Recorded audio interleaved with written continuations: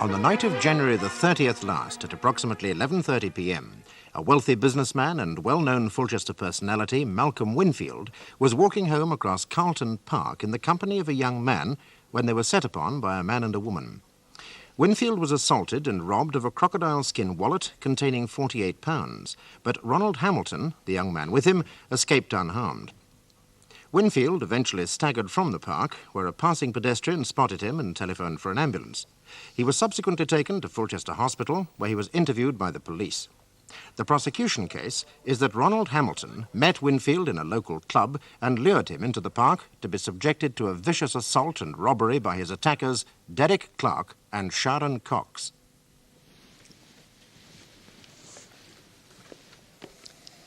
Mr. Winfield, as I expect you know, I represent Mr. Hamilton. Tell me, when you entered the club Tammy's on the night of the robbery, was Mr. Hamilton already there, or did he arrive later? He was already there. And how long had he been there? I didn't ask him. Well, had he arranged to meet you that night? No, he hadn't. So your meeting was a complete accident? Not necessarily. I'm a regular Wednesday visitor. He knew I'd be there. That's merely your supposition, Mr. Winfield. The fact is, it was you who approached Mr. Hamilton, isn't it? Not at all. No? No, we just fell into conversation. Would you explain? When I arrived at the club, he was sitting at the bar. As I'd met him on previous occasions, I wished him good evening. Quite normal, isn't it? Quite, Mr. Winfield. And because he was looking, as you said earlier, somewhat depressed and a bit nervy, you bought him a drink, is that right? It is. Well, you didn't have to, did you? No, it was merely a gesture. He looked edgy. Was he talking to anybody? No one. Or did he look as if he was in the mood for talking? Well, he talked to me, didn't he? What did you buy him, Mr. Winfield? Oh, dear. A Scotch and dry, I think. Single or double? Does it matter? You must answer the question, Mr. Winfield. Well, It was a double, wasn't it?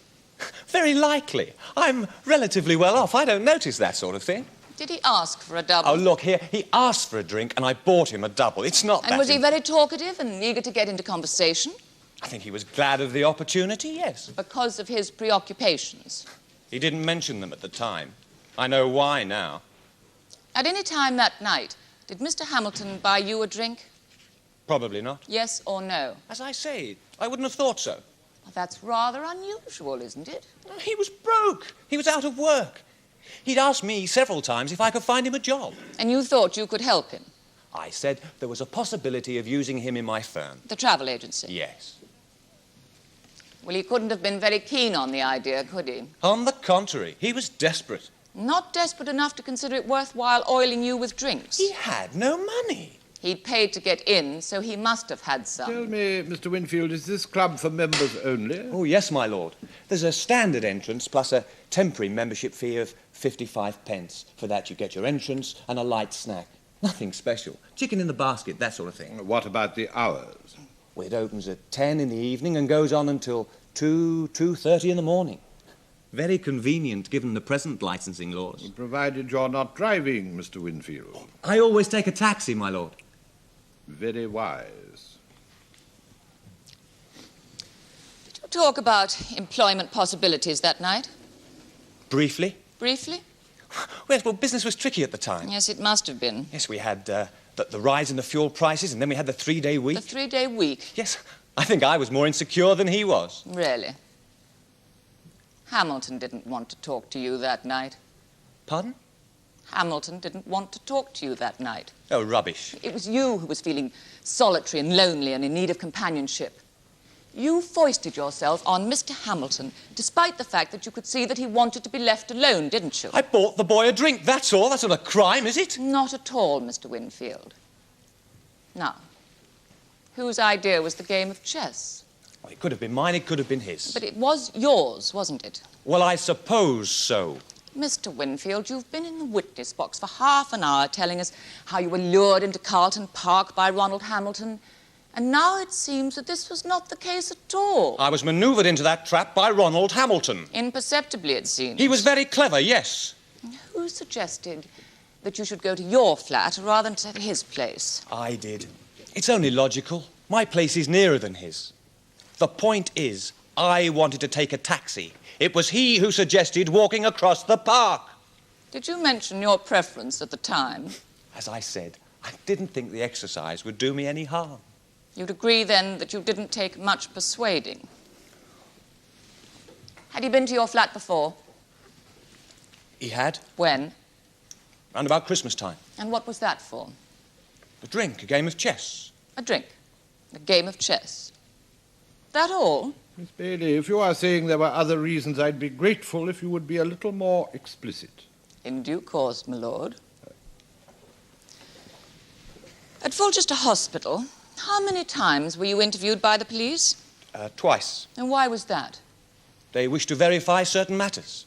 Was there some discrepancy in the story that they might have discovered elsewhere? I'd been brutally assaulted. I was in a state of shock. My face was swollen, my ribs were bruised. I'm sure the court has every sympathy with what you've suffered, Mr. Winfield. But what was the discrepancy between what you first told them and what you told them afterwards?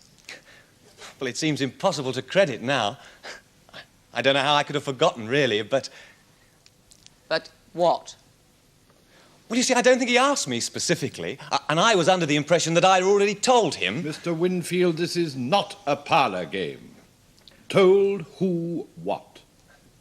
I think, my lord, I omitted to tell the police that I was with Ronald Hamilton. Are you saying that you'd forgotten Mr. Hamilton entirely? I was concussed. I must have blacked out. Mr. Hamilton was there in the park with you. Yes, he was. You've no doubt about that. None at all. I was attacked and he ran off. But you tell us that you saw him escape scot-free, no one making any attempt to catch him, and you would tell us that you were immediately suspicious. I was.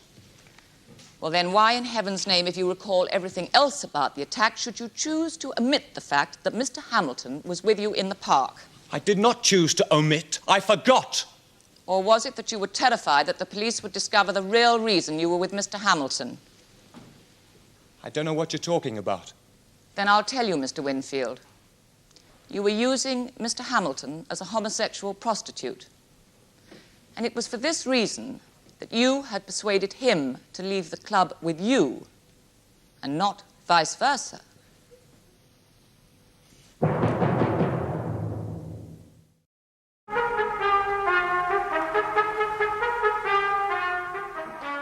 Quite dark in Carlton Park that night, was it? There was no light at all. I presume it was part of the great switch-off campaign. Yes, and it's right, isn't it, that you're short-sighted, Mr. Winfield? Yes, I am. Yes. And as you tell us, your spectacles were knocked off from the attack by the two attackers whose faces were covered with nylon stockings. It might save valuable time, my lord, if I reiterate for my learned friend's benefit that I accept that this witness's identification of Derek Clark and Sharon Cox must be regarded with great caution. Mr. Parsons, does that satisfy you? I'm much obliged to my learned friend, my lord, but I do find it disturbing that Mr. Winfield, in his evidence to the prosecution, can state with such vehemence, in spite of there having been no identification parade, that he was attacked, and I quote, by those two creatures over there. Now, you must surely allow me room to refute that assertion. I was under the impression that I had done that before lunch, Mr. Parsons. Your Lordship pleases. So you can offer us no visual evidence to link these two attackers with Mr. Clark and Miss Cox? I know it was a man and a girl. And she was wearing a gold crucifix. Ah, yes. Apart from a solitary gold crucifix. No more questions, my lord. With your permission, my lord, I'd like to re-examine, to elaborate a point which arose from your lordship's own question to this witness. Oh, indeed. Well, go on, Mr. O'Connor. Mr. Winfield, you told his lordship that you invariably take a taxi home from the club. Yes. Yet on this occasion you set out to walk home across the park. Yes. Would you tell the court why you broke a long-standing habit that night? Ronald Hamilton suggested it. Ronald Hamilton suggested it. Thank you, Mr. Winfield. Does your lordship have any further questions? No, thank you. And I call Mrs. Elspeth Riley. Elspeth Riley, please.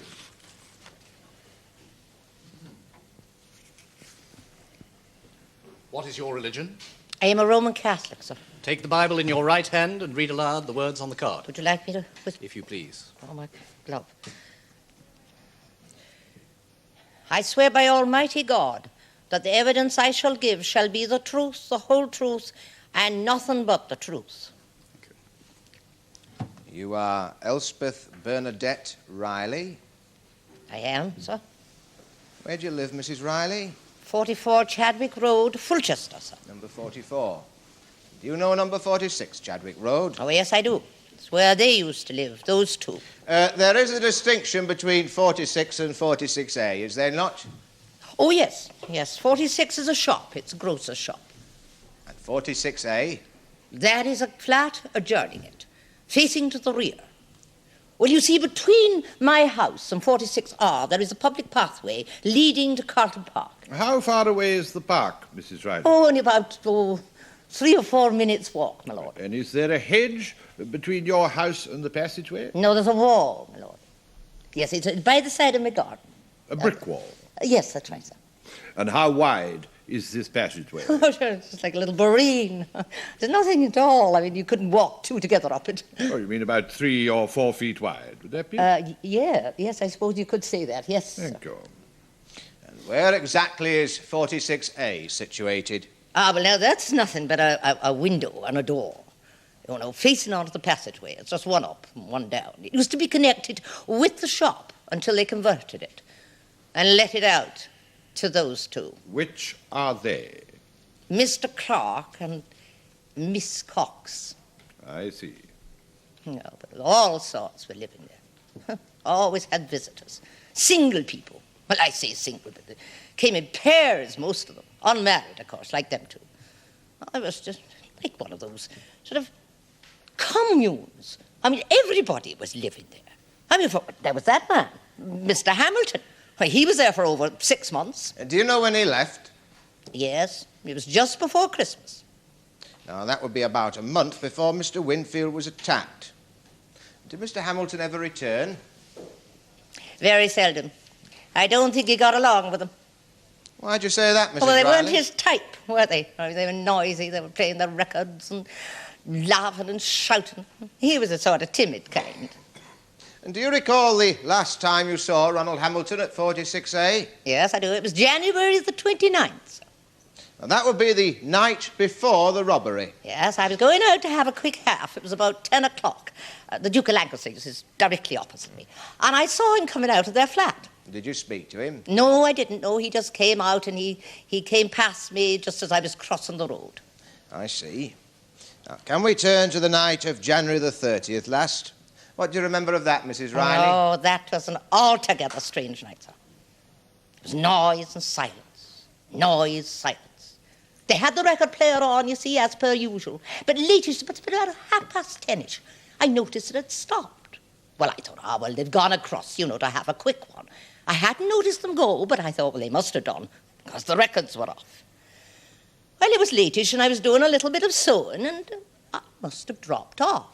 Because when I woke up again, my clock was striking. What time was that, Mrs. Riley? 11:45.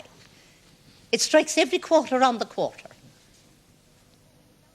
Go on, please. Oh, well, now I thought I'll go to bed now. Mercifully, there's no noise coming from 46R.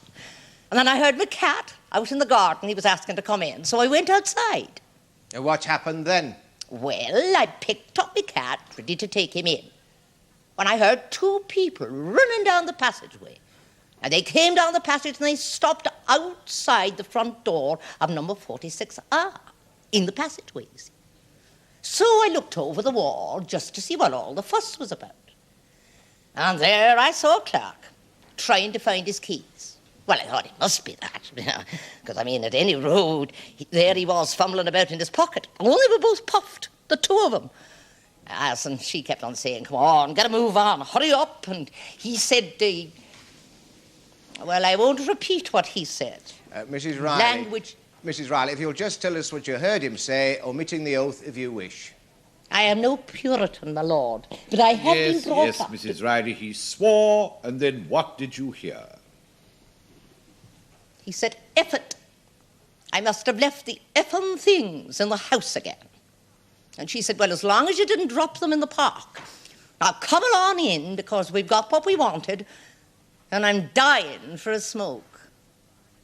What did you take that to mean, Mrs. Riley? Well, I took it to mean that he had dropped his keys in the park, because soon after that I heard them just crawling in through the downstairs window. And what did you do then? Well, I didn't have any actual evidence then, did I? That they had the drugs on them. Drugs, Mrs. Riley? I thought we were trying a case of robbery. Oh, but what I heard, I took it to mean that they'd been buying that marijuana in the park and they were coming back to smoke it. My lord, this is, of course, sheer speculation. Yes, but what are we to do about it? My lord, Mrs. Riley's suspicions, however erroneous, did lead her to take further action again that night. And that is the significance of them. Very well, Mr. O'Connor, let's get on. And Mrs. Riley, will you please just answer the question and don't go volunteering information? No, very well. I'm sorry, my lord. So, Clark and Cox entered the house through the window. And what did you do then? Well, I went inside too. And I was just thinking to myself, should I or shouldn't I? Run up the road and call the police. When they came back out again. Where were you at this time? Oh, I was in my bedroom, upstairs. See, my window looks out over the passageway so I could see them. Came out the front door with their dog. Well, it's only 3 minutes or so since they'd gone back in. And I thought, well, now I'll have to get the whole thing and go to bed where there's still a bit of peace and quiet. And I did. And I dropped off. And the next thing I knew, there was the most almighty row coming from that record player. My God, there were drums, and he was going bang, bang, bang, bang. And What time was that, Mrs. Riley? What time was that, Mrs. Riley? It was after 1 o'clock, sir, and that did it. I put on my clothes, and I went up the road, and I called the police. Thank you, Mrs. Riley. Will you wait there, please? Mrs. Riley, I'm a little confused by your evidence. It's doubtless my fault. But am I to understand correctly that you heard these two people running down the passageway, and when they discovered they'd mislaid their front door keys, they climbed in the downstairs window?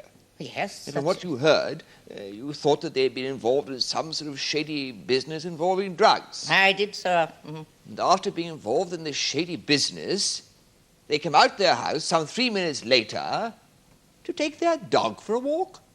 I was in my bedroom and I saw him. Were the defendants smoking on the second occasion which you saw them? Can't remember that. I thought you told us that Miss Cox said, let's get inside and have a smoke. They came outside some 3 minutes later and they still weren't smoking. I thought they were talking about the marijuana. Yes, you thought they were talking about marijuana, Mrs. Riley, but were they smoking anything? They might have been. They might have been. They were. Oh, they were. I see. Now, you've told us that on the first occasion you heard them running down the passageway and you looked over the wall to see what was going on. Is that right? Yes, it is, sir. Yes. Now, how tall are you, Mrs. Riley?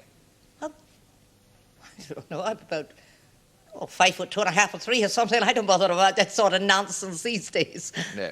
But are you aware that the wall in question, Mrs. Riley, is at least 5 feet 6 inches high? Did you know that, Mrs. Riley? No. You couldn't have looked over it, could you? No, but I heard them, you see. And I know what they look like, so what's the difference? The difference is, Mrs. Riley, that you are here on oath to tell us the truth, the whole truth, and nothing but the truth. Yes, I'm very sorry, my lord. I know. I'm very confused, that's all. It's all this... Not used to this questioning. See, that was a slip of the tongue. I heard them, you see, and I must have seen them somehow in my head. In other words, my lord, a piece of total fabrication. Yes, Mr. Parsons. Now, members of the jury, what Mrs. Riley said she saw on that first occasion you will ignore because she now says that she did not see anything. I think, on the other hand, you may consider what she now says she heard, which, as I understand it, is a conversation about the keys in the park. Your lordship's got it wrong, if I may say so. Oh, no doubt, Mr. Parsons. The keys themselves were never actually mentioned, my lord. If I might assist your lordship, the evidence was as long as you didn't drop them in the park. Come on, let's get inside. We've got what we wanted. I'm dying for a smoke. Yes, I'm obliged to my learned friend, my lord. Thank you, Mr. O'Connor. On the other hand, Mr. Parsons, since Mr. Clark and Miss Cox were heard entering their flat through a downstairs window, It does seem to indicate that the conversation might well have been about the keys in the park. A matter of interpretation, my lord. Quite, Mr. Parsons. As with so many other alleged events that evening. Shall we leave that to the jury? Please continue. Now, Mrs. Riley, you don't like Derek Clark and Sharon Cox, do you? Neither would you if you had to live next door to them. There'd be nothing but trouble ever since they moved in there. What with their record player and their dog forever barking. They're not our type, they're different. Last summer, I looked in, and you know what I saw? I saw them, both of them, naked, prancing about to the music, and they didn't even bother to close the curtains. So doubtless you were relieved when they were remanded in custody and had to leave the flat. I was, sir. Yes.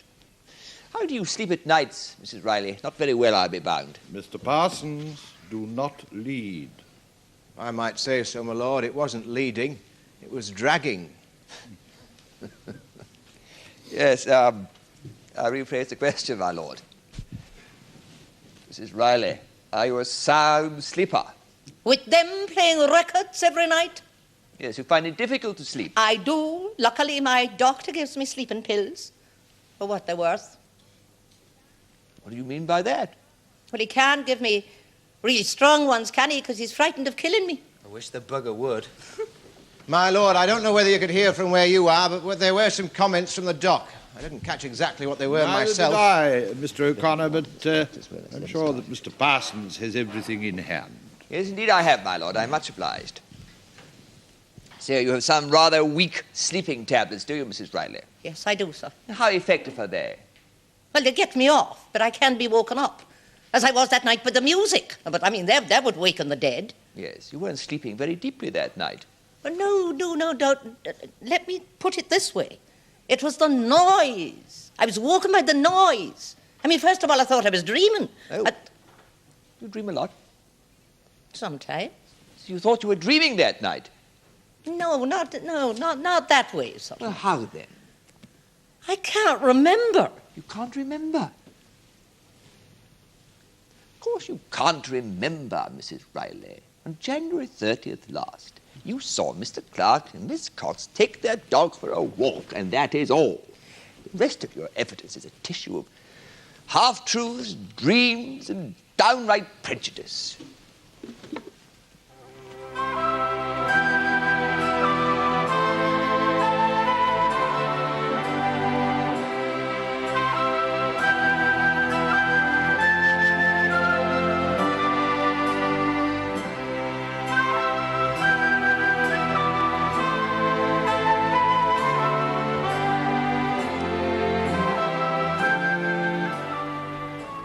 The case of the Queen against Clark, Cox and Hamilton will be resumed in the Crown Court tomorrow.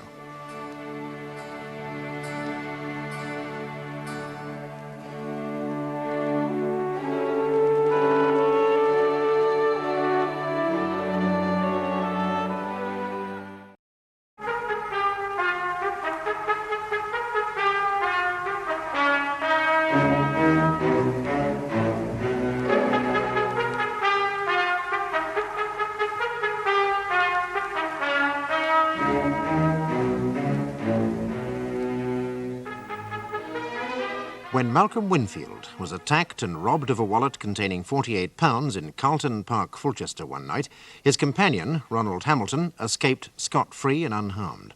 The prosecution alleged that Hamilton assisted Derek Clark and Sharon Cox in the robbery, and Mrs. Riley, Clark and Cox's neighbour, has testified that she heard the two running from the direction of the park shortly after the attack.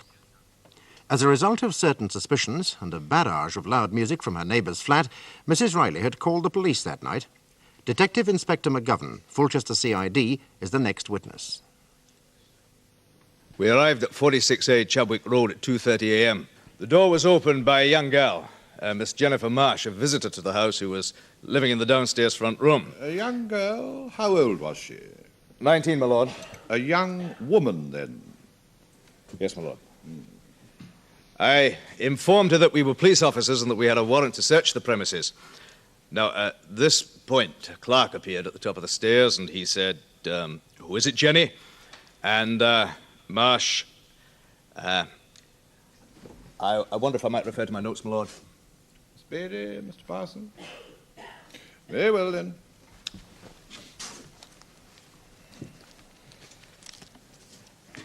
Marsh said, "It's the fuzz." Clark then turned and went back into his bedroom. We followed immediately and found Miss Cox in the same room in bed. We searched the room and found a crocodile skin wallet hidden in the lid of their record player. Is that the wallet? Exhibit 1, my lord. Yes, it is. I examined the contents and found banknotes to the value of £48. Did you find any other papers, Inspector? No, nothing at all, sir. I produced the wallet, and I said to Clark, "Is this your wallet?" He said, "I didn't nick it, if that's what you mean." I said, "So it was nicked, was it?" And he said, "No, it wasn't. We found it while we were taking the dog for a walk. We were going to hand it in tomorrow morning." I asked him where he'd found it. He said he'd found it up a passageway near the park end. I then asked him why he had hidden it in the record player, and he said, "For safety." I said, "Safety from whom?" And he replied, "From nobody, just safety." I wasn't satisfied with his replies. I got in touch with Headquarters Control, who informed me that a wallet answering to the same description had been taken from a Mr. Winfield in Carlton Park that night by a young man and woman. I cautioned them both, told them what I knew. Miss Cox then said, "So you're going to try and pin it on us, are you? Well, you'll have to identify us first." I told them I was arresting them and cautioned them again. They made no reply. We took them to the station. At the station, Mr. Clark said, "I didn't do it, I want a solicitor." And Miss Cox said, "It's a frame-up, who put you onto us anyway?" Both declined to make a statement. Did you question the young lady, Inspector? Miss Marsh? Yes, sir. While I was waiting for Control to inform me about the wallet, I spoke to her in the presence of the accused. I asked her if she lived at the house, and she said no, that she'd arrived about midnight when Clark and Cox were out walking the dog. I asked her how she got in. She said through a downstairs window that was open.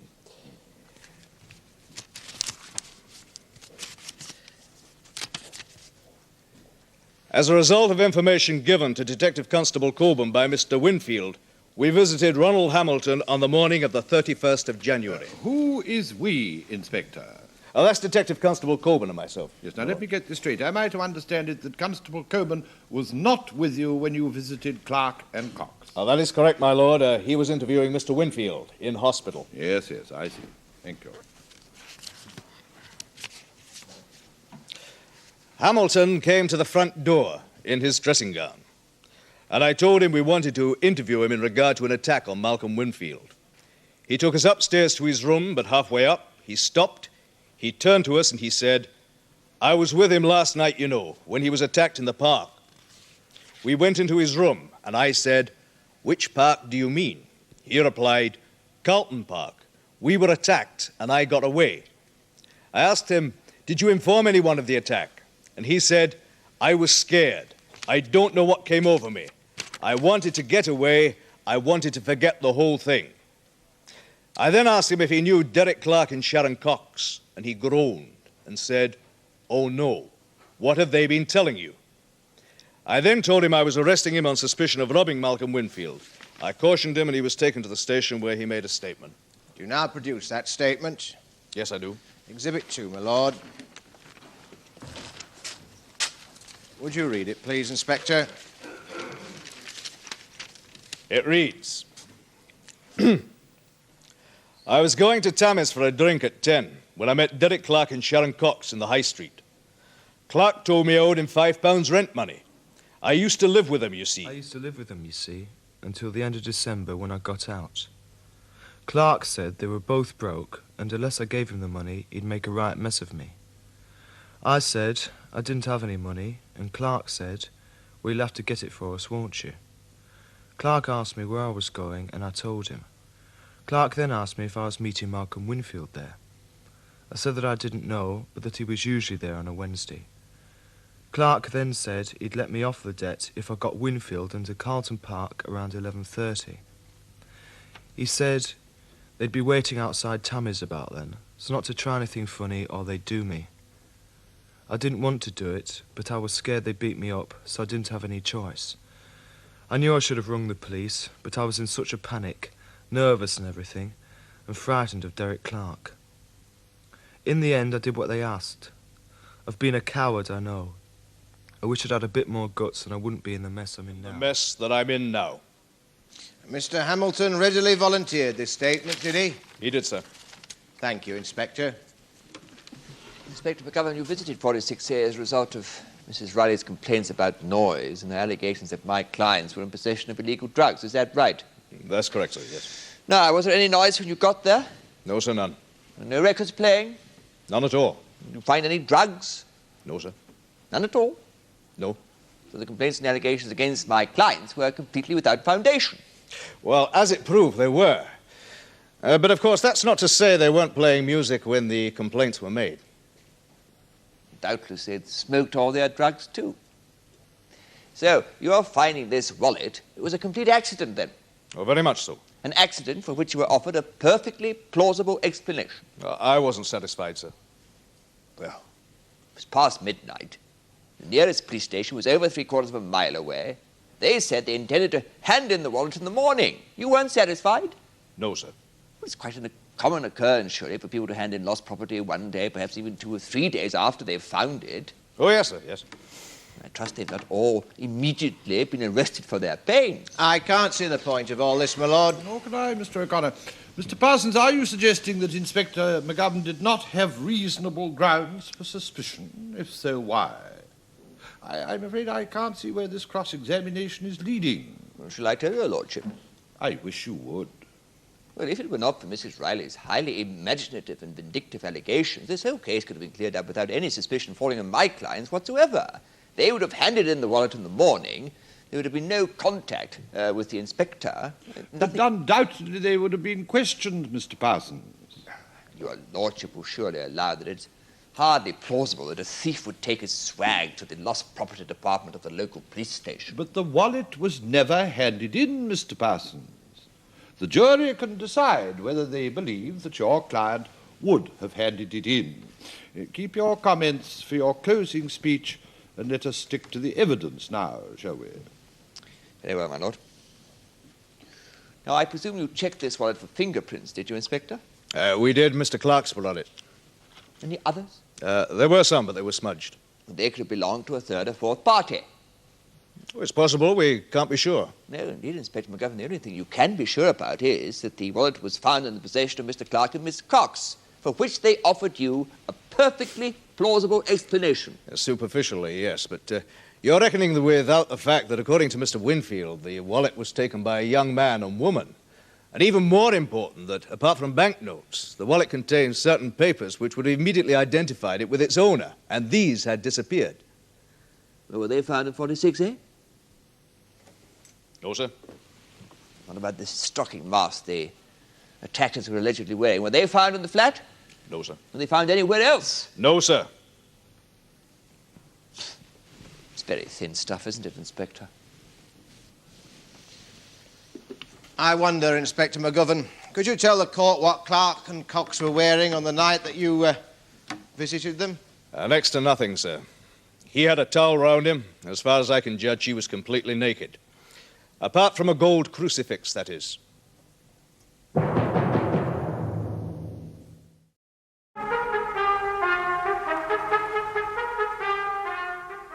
I call Ronald Hamilton.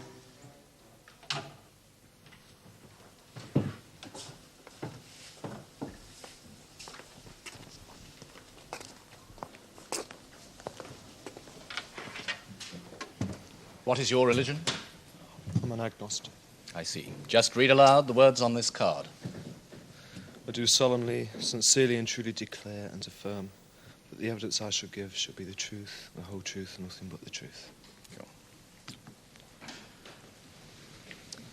You are Ronald James Hamilton. Yes. And you live at 23 Ryle Crescent, Fulchester? Yes. Is this a flat you live in? No, it's a bed sitting room. And what is your occupation? I'm unemployed. I was at Fulchester University for a year and a term, and then I dropped out. I couldn't take it. Why was that? It was just too much for me. The work, the pressure. Well, I failed some exams in June and I had to take them again at Christmas. It was too much for me. I see. And how old are you? I'm 20. Now, Mr. Winfield has told us that you were an acquaintance of his. How well did you know each other? Well, I realize that this is probably very painful for you, Mr. Hamilton, but will you tell the court the nature of your relationship with Mr. Winfield? I didn't know him very well. We met at Tammy's just before Christmas, and I was broke, and he said he might be able to get me a job. Then he invited me back to his place. And did you go? Yes. He said it was for a game of chess and a drink, but when we got back there, yes. He offered me £25 to sleep with him. That is a lie. That's a deliberate slander. Quiet, Mr. Winfield. Oh, my lord. Mr. Winfield. Prosecuting counsel will have ample opportunity to challenge that statement if need be. I will not sit here and have my good name and my business ruined by that dirty little Mr. analyst. Winfield, you My will lord. either be silent or I shall have you removed from this court.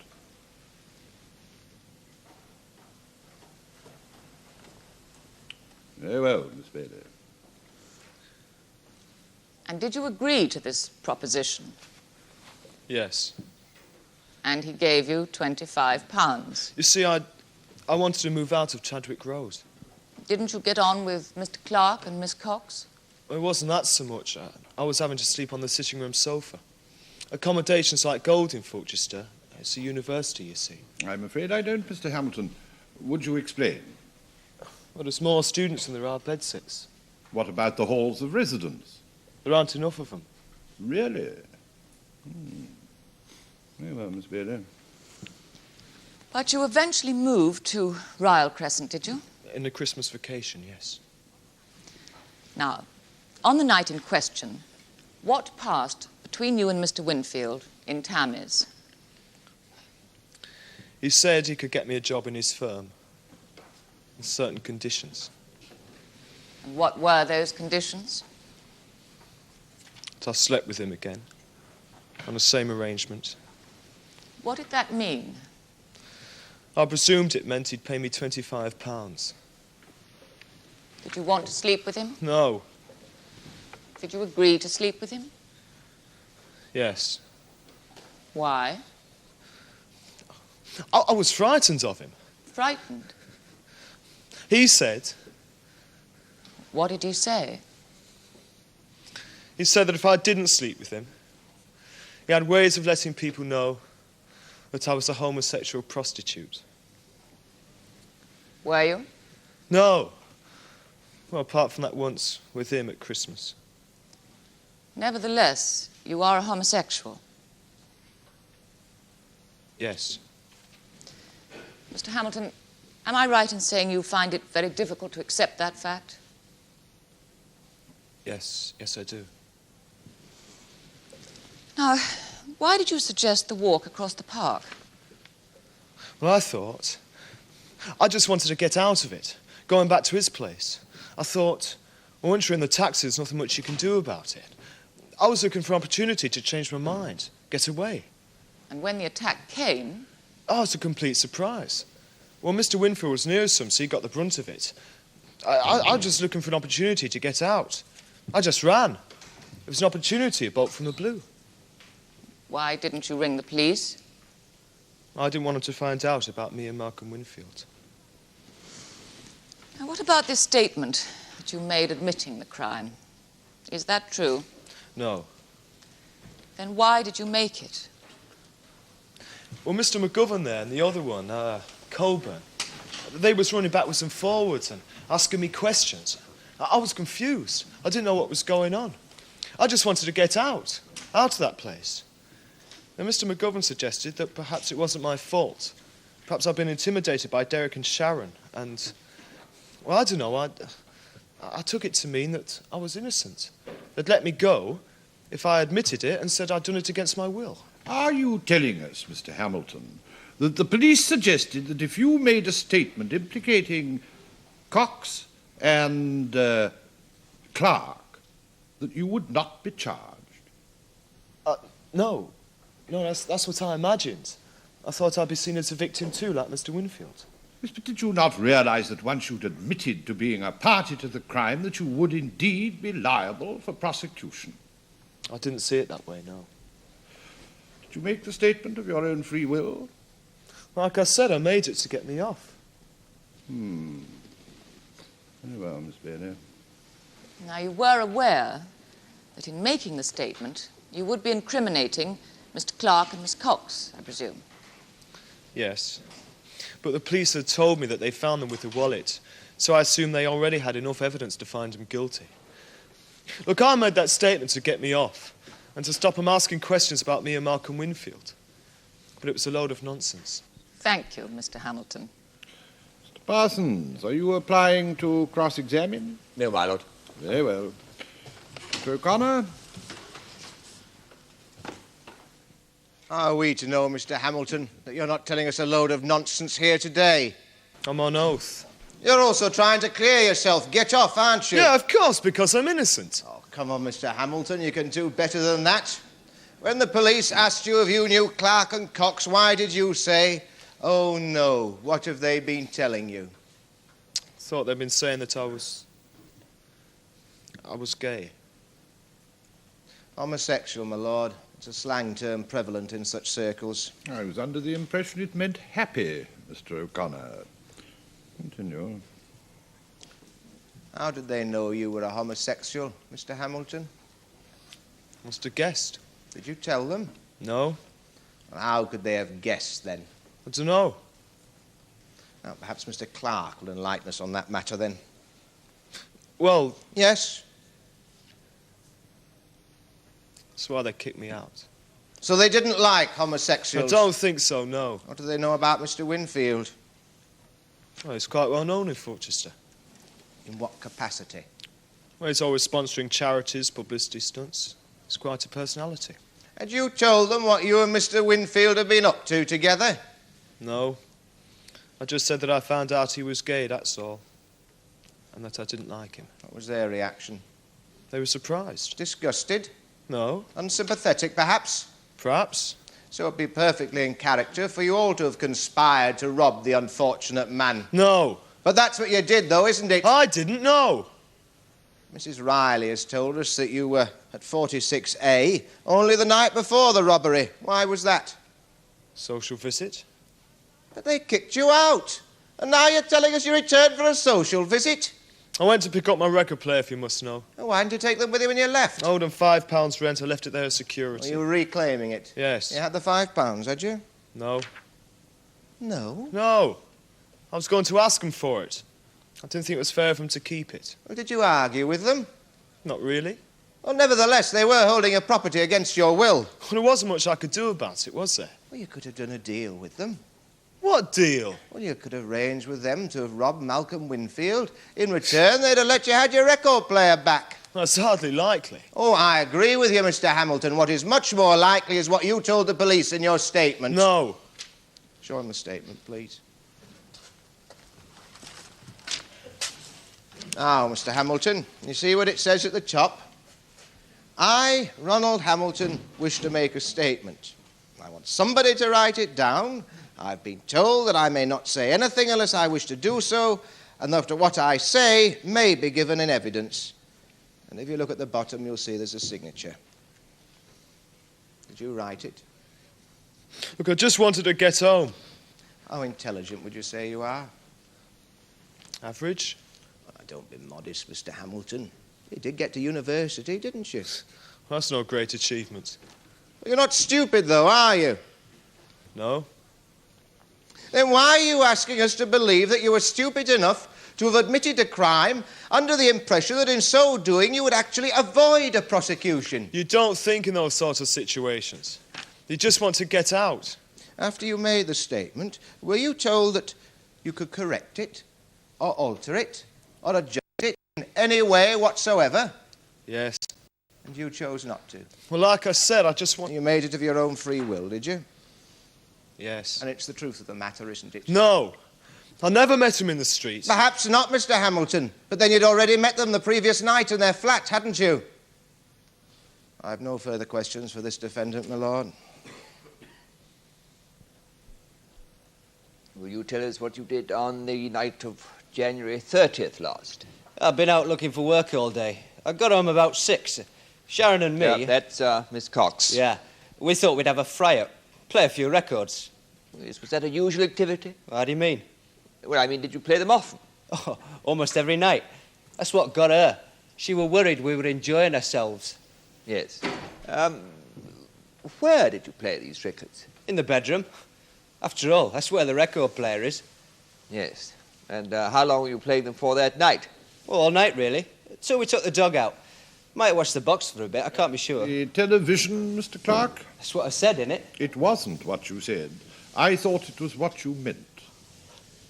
And, at what time did you take the dog for a walk? About, getting on for midnight, about 10 to. Yes, you hadn't been out earlier. No chance. You hadn't been to the pub, perhaps, as Mrs. Riley suggested. No. First time we went out with then, about 11:50 with the dog. We were short of straight, see. Cigarettes.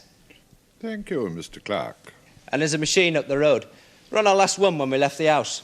Yes, now, Mrs. Riley has also suggested that she heard you and Miss Cox running down the passageway from the park at about 11:45 that night. What do you have to say to that? That's the sort of thing she would say, the old bag. Mr. Clark, you are not here to insult the other witnesses. Please restrain your language. Sorry. She'll tell you anything.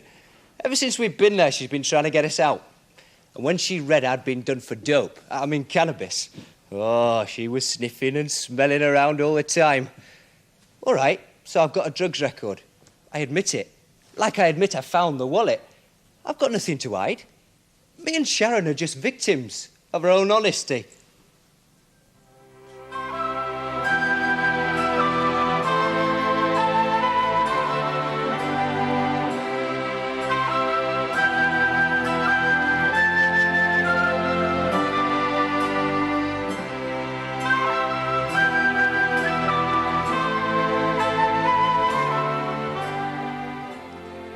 The case of the Queen against Clark, Cox and Hamilton will be continued in the Crown Court tomorrow.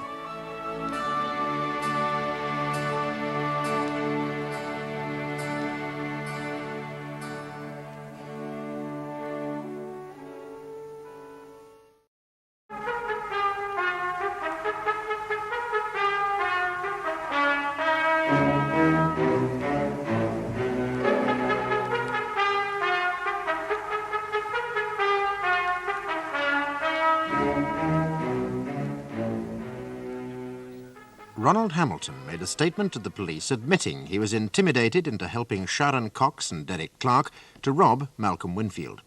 He now maintains he only made the statement because he thought that he would not be liable to prosecution. The real truth, Hamilton now insists, is that he was frightened that his sexual involvement with Winfield would come to light. This was why he'd informed no one of the attack by the masked robbers. Mrs. Riley, Clark and Cox's neighbour, has testified that she heard them returning from the park shortly after the attack. However, Derek Clark, in his evidence, is adamant that both he and Miss Cox had not left their house that night until they took their dog for a walk, when they found the stolen wallet. So Mrs. Riley's story is pure fantasy, then? Yeah. She said she saw you taking the dog out. Well, that bit's right. Well, so it'd be reasonable to expect her to be awake at the time she heard you return from the park. That don't mean to say she's telling the truth. Well, how do you explain her certainty about what she heard you say? She's making it up. If she intended to take that risk, would you expect her to invent something far more conclusive? No. No? It's vague enough to fit in with anything. A very apt description of your own evidence, if I may say so. How do you mean? Well, shall we go into it, Mr. Clark? In the passageway, you found the wallet. You picked it up and you found £48 in it. Is that it? Right. Did you count it there and then?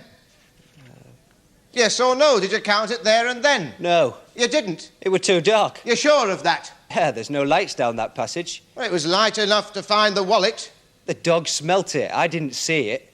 The dog smelt it. What was your reaction to finding it? I couldn't believe it. All that bread, money. I remember thinking, how stupid losing a wallet like that.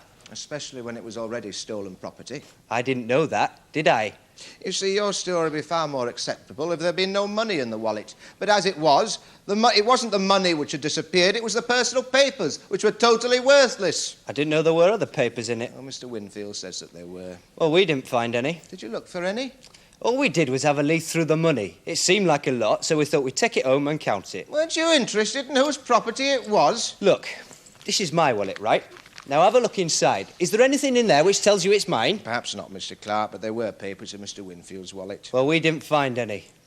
Nevertheless, looking back on the matter, don't you find it peculiar that it was the money which was intact and the papers which were missing? How were you so sure there were papers in it? Mr. Winfield has told us that there were.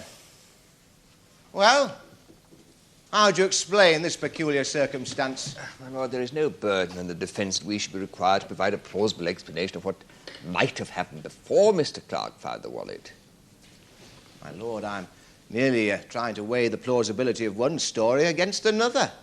Yes, Mr. O'Connor, I agree. In that case, my lord, if I may say so, Mr. Clark's duty should be confined to providing a plausible account of his own activities and not speculating into the activities of an unknown third party. Very well, Mr. Parsons, I agree with that. Now let's get on, shall we? So, you returned to your flat at 12:15, is that it? Yeah. Did you return immediately you'd found the wallet? Yeah. And how'd you get back into the flat? Through the front door. And was Jennifer Marsh already there? Yeah. Did you tell Miss Marsh you'd found the wallet? Yeah. Where were you on that occasion? Upstairs. We'd all got up to our room. In the bedroom? That's right. It's warmer. We wanted to play some records, too. On Mr. Hamilton's record player. How long were you playing records? Oh, about an hour or so.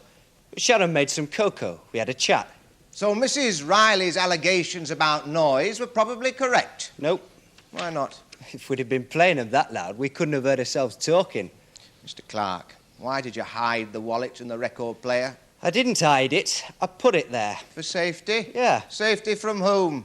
No one. Burglars? I don't know. We didn't want to lose it. I'm sure you didn't.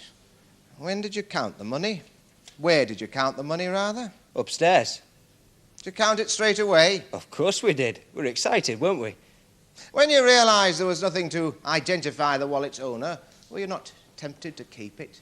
Yeah, but we thought we might do better out of it if we handed it in. That's very honest, but I don't get your logic. We thought there were bound to be a reward in it. I was looking for a job anyway. I thought someone with that amount might be able to put something my way. Was Miss Marsh with you all the time upstairs? Yeah. So she can corroborate what you've told us, can she? She can. Is this witness being called, Mr. Parsons? Yes, she is, my lord. Very well. Now, Ronald Hamilton made a statement of his own free will saying that you intimidated him into assisting you to rob Malcolm Winfield. That's a true statement, isn't it? No. A statement that inculpates you. So? He couldn't have liked you very much, could he? And you obviously had very little respect for him. Did I? Well, you withheld his record player because he owed you a week's rent. For security, that's all. When did you find out that he was a homosexual? When he dropped out of college. Shortly before Christmas. Yeah. What do you think of homosexuals? I wouldn't have much to do with him, would I? You don't like them, is that right? You could say that, yeah. That don't mean to say I go around beating him up, though. Hey, you threw Mr. Hamilton out of your flat the minute you found out that he was a homosexual. I didn't want people thinking I were one, too. Did Hamilton tell you he'd slept with Malcolm Winfield? Said he'd been propositioned, that's all. What was your reaction to that? I was surprised. I mean, he's pretty well known round town. And to look at him, you wouldn't think he were queer. You're referring to Mr. Winfield? Yeah. Did you believe that Mr. Winfield was a homosexual when you applied for a job with his firm a week before the robbery? I knew then. Ronnie had told me. And how did you feel when he turned you down because of your appearance? I was disappointed. Disappointed? I thought you didn't like homosexuals. I needed the bread, didn't I? Yes, I'm sure you did. How long had you been out of work on January the 30th? What's this got to do with 6 months, was it? So? Were you claiming supplementary benefit? Social Security, yes, I was. It were my right. And is it true that in the week that you applied for the job with Malcolm Winfield, you'd been informed by the Supplementary Benefits Commission that they proposed to terminate payments if you continued to refuse jobs offered you by the employment agency? Oh, come on. Is that right, Mr. Clark? Is that supposed to be my motive, is Yes or no, please? Yes. And it's reasonable to say that you were short of money. Sharon was working. And she kept you, did she? How much benefit were you receiving? £11.50. And how much were you paying for the flat? 10. £10 a week? Well, how much was this Cox earning? Ask her, I don't know. Very well, I will. £20 a week. Clear? Or before tax? After tax. For a 5-day week? 40 hours, yeah. I thought hairdressing shops were on a 3-day week at the time. Yeah, we were. You were getting a full week's wages for a 3-day week? No. So how much were you being paid then? Oh, we'll take home 10 or 11. Thank you. Well, that would be about £22 between you. And out of that, you had to pay 10 for the rent. So we had to survive on 12 quid, that's possible. That was possible, until Mr. Clark was told that the benefit was being cut off. Well, that's why we wanted Ronnie's 5 quid. You were very short. Yeah, And you needed some money quickly. yeah. So you and your boyfriend persuaded Ronald Hamilton to join you in a vicious attack on Malcolm Winfield. Rubbish. You were caught red-handed, Miss Cox, found with the wallet. We never denied it. Mr. Winfield claims he was attacked by a man and a woman. So? That's a coincidence too, is it? We're not the only couple in Forchester. And that you and the women in question both had gold crucifixes on that night? That's another coincidence, is it? Yeah, it is. There's nothing to identify me and Derek, and you know it. So did you, Miss Cox. That's why you wore masks that night, isn't it? No. What did you do with the masks? Down the toilet, along with the papers from the wallet? No. Or where did you put them, then? I didn't. We never had 'em. Now, I suggest that you and your boyfriend Clark and Ronald Hamilton conspired together to commit something which I shall call by its good old-fashioned name of queer bashing. Oh, come off it. With the added incentive of revenge on Malcolm Winfield for denying your boyfriend a job and the possibility of a considerable financial bonus into the bargain. It's lies. It's all lies. They've been trying to get us ever since we were done for drugs. It's nothing but a frame-up. A frame-up from Riley, a frame-up from the Fuzz, and a frame-up from you. And Mr. Hamilton? What? What about his statement to the police? Is that a frame-up too? He's taken that back, hasn't he? Oh, indeed he has, Miss Cox. But which version is the truth?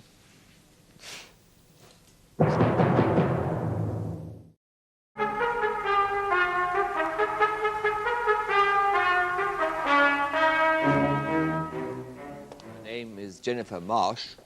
It is? And is your address 43 Football Gardens, London, North 16? Yes. What do you do for a living, Miss Marsh? I'm a sales assistant. In London? Yes. Thank you. Now, will you please tell the court what you were doing on the night of January 30th last? I was hitching down to London.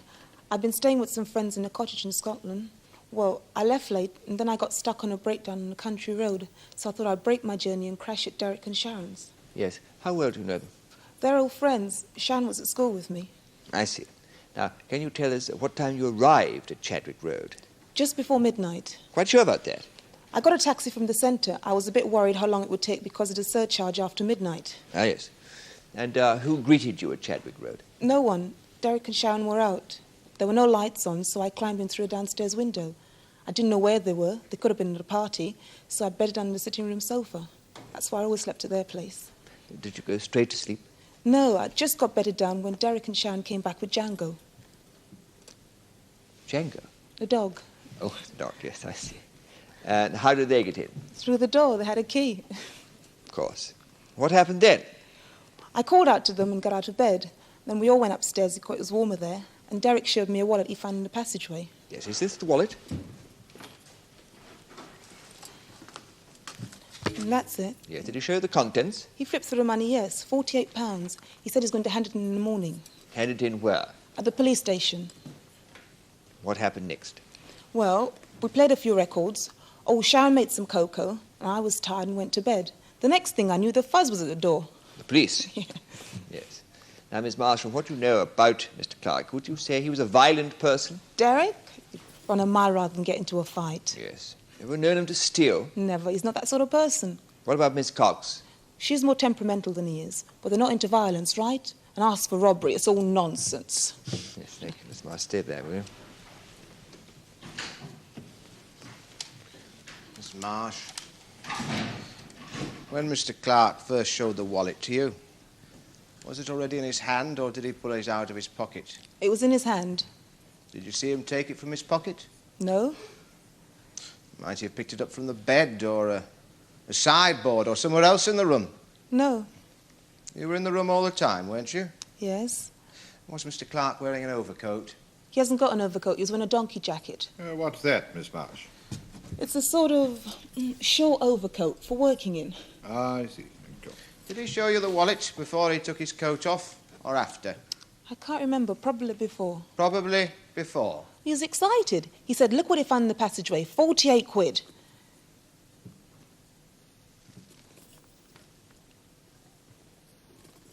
Go on, please. Like I said, I asked whose it was. He said, search me. There are no names, no papers, nothing. I suppose I have to hand it in. How did he know there were £48 in it? He must have counted it, hadn't he? How else would he find out? Well, Mr. Clark said that the first time he counted it was when he returned to the house. Did you see him count it? No. Oh, perhaps he returned half an hour earlier then and counted it then. You're great friends with Mr. Clark and Miss Cox, aren't you? Yes. And you'd defend them to the hilt, wouldn't you? If they were in the right. Now, Mr. Clark has openly admitted that he has a conviction for a drugs offence. Did you give evidence on his behalf during that trial, Miss Marsh? Yes. Well, I don't see how any previous trial can be relevant to this case. Don't you, Mr. Parsons? I do. Is it right that you said in Mr. Clark's defence that the police had planted the drugs on him? Yes, they had. And am I further correct in saying that the jury chose not to believe your story? So it seems. Thank you, Miss Marsh. Now, Miss Marsh, when you first met Mr. Clark and Miss Cox on their return, did you go upstairs with them straight away? Almost, yeah. I went back to the sitting room to put on my sweater, and then I followed them up. Yes, so there's a short period before you joined them. A little bit, yeah. Would you show Miss Marsh the wallet again, please? So look inside, Miss Marsh. Is that the money you were shown? Yes. Yes, would you count it for me? How much is there? 9 fivers and 3 ones. Yes, well, that didn't take you very long to count, did it? No. So, presumably, Mr. Clark could have counted that money whilst you were putting on your sweater. Easily. Yes. Now, Miss Marsh, have you told us the truth, the whole truth, and nothing but the truth here today? I have. Thank you. Does your lordship have any further questions? No, thank you, Mr. Parsons. Very well, Miss Marsh. You may go. That concludes my evidence, my lord. O'Connor? Members of the jury, it is your duty here today to sort out the all-too-evident lies from the all-too-nasty truth. The truth, as it was volunteered in a statement by Ronald Hamilton to the police on the morning of January the 31st. Can you really believe, as he claims in his second story, that he knew nothing of this plan beforehand, that he was the unwilling victim of homosexual blackmail, that the attack came as a bolt from the blue, a piece of divine intervention, so divine, it would seem, that the attackers knew which of the two men to rob and which of the two to leave to escape unharmed? Can you really believe that a man and a woman would risk attacking two men? Of course not, because they knew they were only attacking one.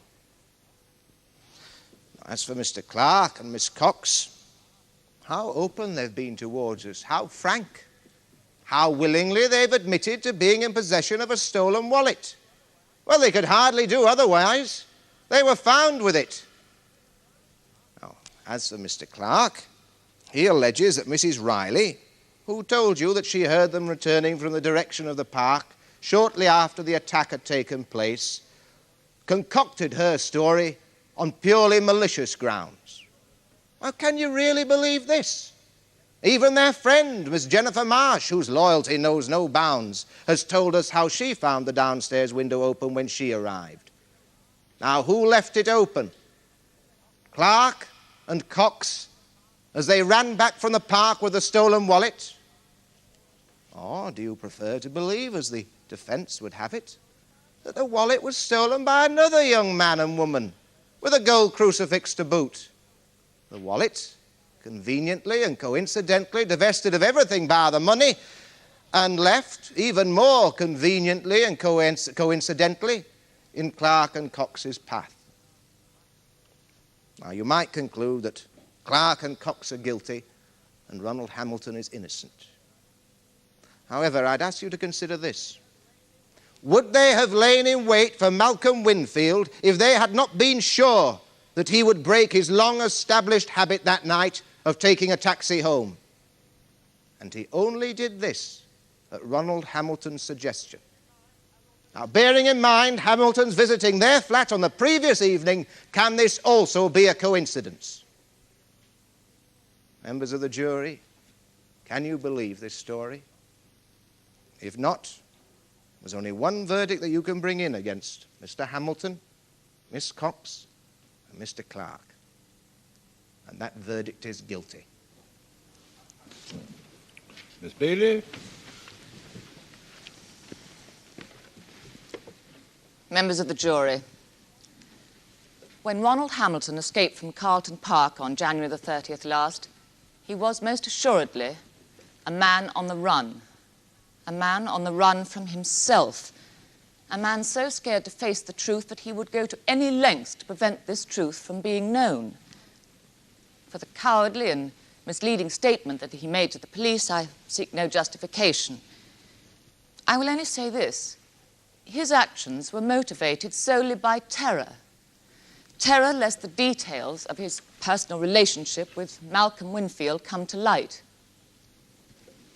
I suggest to you that during this trial, you've seen the beginning of a new life for Ronald Hamilton. A life in which he has the courage to face the truth and to tell it simply, openly, and honestly. And because he has been honest in what he's told you, your verdict for him must be one of not guilty. Parsons?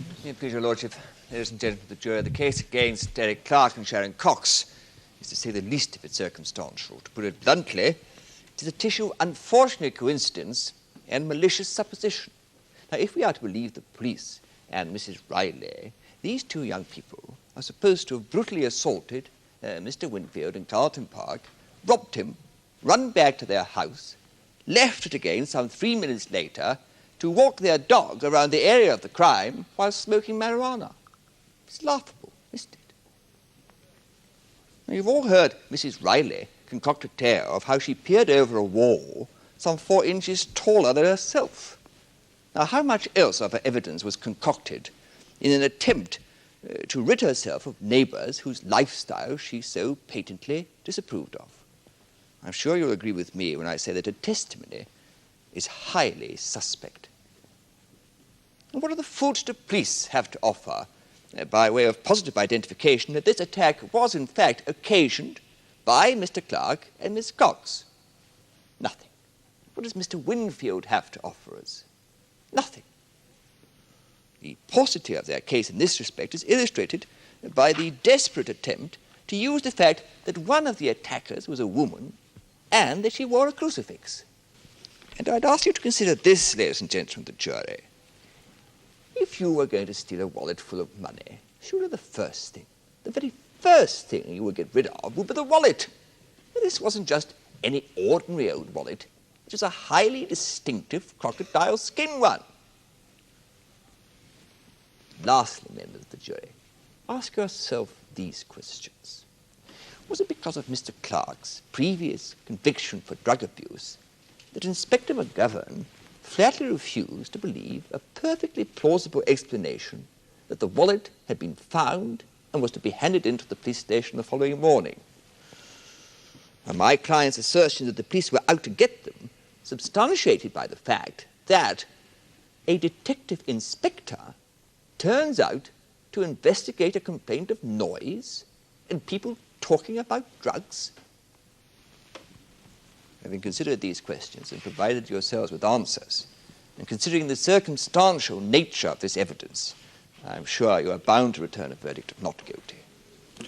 Now, members of the jury, the defence have not disputed that the wallet in question was found in the possession of the accused. However, this in itself is not proof of the guilt of either party.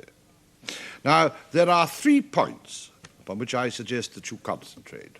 First, you must consider whether Mrs. Riley's evidence is substantially correct or whether, as the defence maintains, It is a tissue of fantasy rooted in malice. Second, you must consider what weight you would put to Miss Marsh's evidence. She says that Clark told her that he found the wallet while he was out walking with the dog. Now, was this the case? Or was Miss Marsh's evidence tarred and twisted by a misguided sense of loyalty? Third, you must consider the statement which the unfortunate Mr. Hamilton made to the police following his arrest. Now, this statement is in law only evidence against Hamilton himself. It is not made on oath. And if you believe that this statement is substantially correct, then you have no option but to find Mr. Hamilton guilty of robbery. But you must consider the charges against the other two without reference to this statement. Now, if you choose to believe Mr. Hamilton's evidence here in the Crown Court today, then, of course, your verdict must be one of not guilty. Now, let me remind you, members of the jury, that it is for the prosecution to satisfy you beyond reasonable doubt as to the guilt of the three accused. Now, would you please, members of the jury, retire to consider your verdict? All stand. Members of the jury, will your foreman please stand? Just answer this question, yes or no. Have you reached verdicts on which you're all agreed? Yes. Do you find the accused Derek Clark guilty or not guilty of robbery? Guilty. Do you find the accused Sharon Cox guilty or not guilty of robbery? Guilty. Do you find the accused Ronald Hamilton guilty or not guilty of robbery? Guilty. Are those the verdicts of you all? Yes. Mr. Justice Campbell sentenced Derek Clark and Sharon Cox to 3 years imprisonment. Ronald Hamilton was sent to jail for 18 months, since it was thought that he had been led to evil influence and was possibly intimidated into complicity by the two other defendants. And our cameras return and the jury assess the facts in another leading case in the Crown Court.